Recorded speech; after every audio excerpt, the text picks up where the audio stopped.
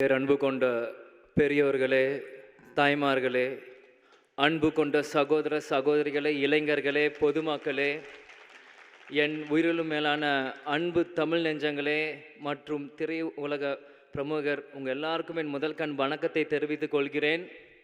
இந்த சொல்லின் சொந்தக்காரர் ஒரு சொல் என் மூலம் இனி தமிழ்நாடு முழுவதும் ஒழிச்சிட்டே இருக்கும். இதை நான் சொல்கிறதுல ரொம்ப பெருமையாடுறேன், சந்தோஷப்படுறேன். ஏன்னா சின்ன வயசுலேருந்து நான் என் முகத்தை நான் கண்ணாடியில் பார்க்குறதோட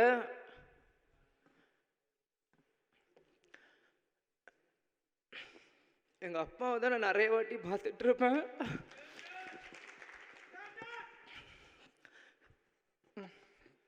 நான் அழுதனா தப்பாக எடுத்துக்காதீங்க. என்னால்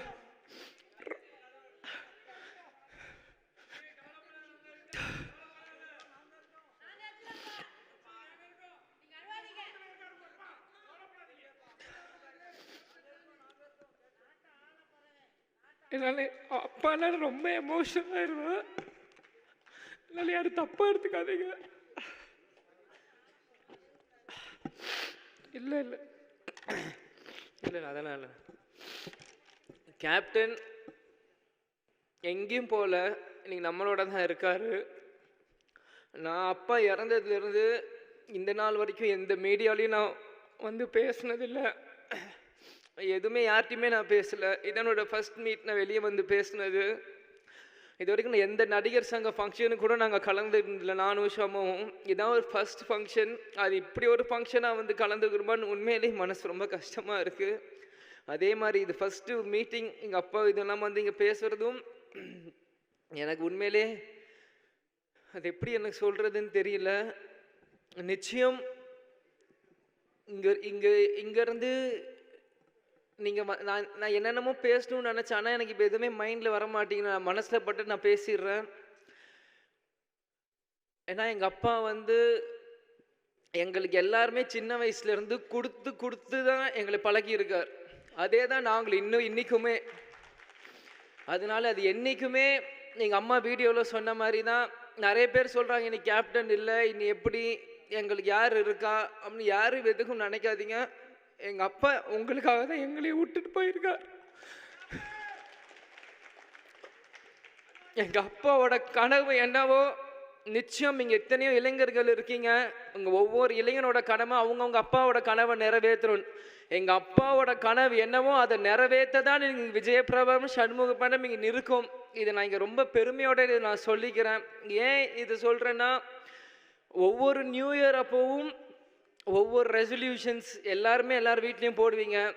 இதே மாதிரி 2023 முடிகிறப்பையும் என் பிறந்த நாள் முன்னிட்டு அம்மாவுக்கு இந்த பதவியெல்லாம் கொடுக்குறப்போ நாங்களாம் நீ வீட்டில் தான் இருந்தோம்.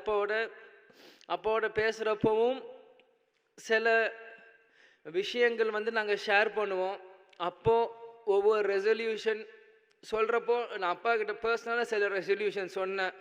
அது மற்ற வருஷங்கள் இல்லாமல் அது எப்பயுமே இதுக்கு போய் இல்லாமல் இந்த வருஷம் சில விஷயம் எனக்கும் எங்கள் அப்பாவுக்கு மட்டும்தான் தெரியும். அந்த ரெசல்யூஷனை நான் சொல்லியிருக்கேன்.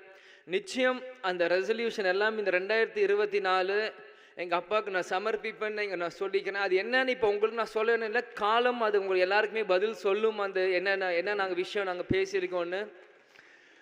கடந்த 10 வருஷமாக கேப்டன் வந்து உடல்நிலை சரியில்லாமல் எவ்வளவோ கஷ்டப்பட்டார். ஆனால் இந்த 10 வருஷமாக வேறு யாராக இருந்திருந்தாலுமே அவங்க இவ்வளோ தாங்கியிருப்பாங்களான்னு தெரில. நான் தான் ஒவ்வொரு மீட்டிங்லையும் சொன்னேன், குகைக்குள் இருந்தாலும் சிங்கம் சிங்கம் தான்னு. யாராக இருந்தாலும் இன்னைக்கு இந்த 71 வயசு வரைக்குமே அவர் கஷ்டப்பட்டு இருந்தார்னா அவரோட வில் பவர் மட்டும்தான். நிறையா யூடியூப்பில் என்னென்னமோ தப்பாக சொல்கிறீங்க. கடைசி நிமிஷம் வரைக்கும் அவருக்கு மெமரி இல்லைன்றாங்க. என்னென்னு அது எல்லாமே போய் எங்கள் அப்பா கடைசி வரைக்கும் எல்லா ஞாபகமும் இருக்குது. யார் வந்தாலும் அவர் ஞாபகம் வச்சுருப்பார். எந்த சீன் சொன்னாலுமே அவருக்கு எல்லாமே அவருக்கு நினைவுகள் இருக்குது. அவர் இறக்கிறதுக்கு 2 நாட்களுக்கு முன்னாடியும் அவர் வந்து எங்கள் வீட்டில் குமாரண்ண சோமண்ணன் வேலை பார்த்துட்டு இருப்பாங்க. அவர்கிட்ட கேட்டு யூடியூப்பில் அவர் நடித்த எல்லா படங்களோட பாட்டு போடுன்னு அவர் சொல்லி 25ஆம் தேதி எல்லா பாட்டுகளும் அவரை கேட்டு ராசாத்தி ஒன்னையிலேருந்து அம்மன் கோயிலுக்கு எல்லா பாட்டுகளையும் அவர் கேட்டு அவர் ரசிச்சுட்டு இருந்தார்.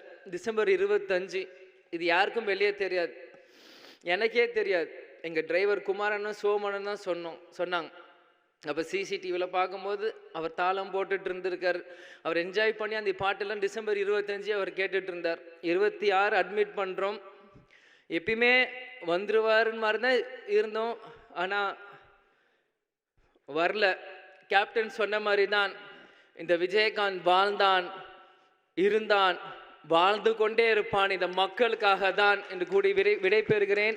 அதே மாதிரி நடிகர் சங்கம் இருக்க எல்லாருக்குமே ரொம்ப நன்றி. இந்த மாதிரி ஒரு விஷயத்தை எங்களுக்கு கேப்டனுக்கு நீங்கள் செஞ்சது. அதே மாதிரி நிறைய பேர்னால வர முடிஞ்சிருக்கும், வர முடியாமல் போயிருக்கலாம். இது எல்லாமே நாங்கள் புரிஞ்சுக்கிறோம். எங்களுக்கு யார் மேலேயும் எந்த வருத்தமும் இல்லை, கேப்டனுக்கும் யாருக்கு மேலேயும் எந்த வருத்தமும் இல்லை. அதனால் எங்களுக்கு எங்கள் அப்பாவை பற்றி தெரியும், உங்களுக்கு உங்கள் கேப்டனை பற்றி தெரியும். யார் மேலேயும் வருத்தம் இல்லை. வந்தவங்களுக்கு நன்றி, வராதவங்களும் உங்களோட மனசில் கேப்டனும் இருப்பார்னு எங்களுக்கு தெரியும். எங்களுக்கு யார் மேலேயும் எந்த கோபமும் இல்லை, எந்த வருத்தமும் இல்லை.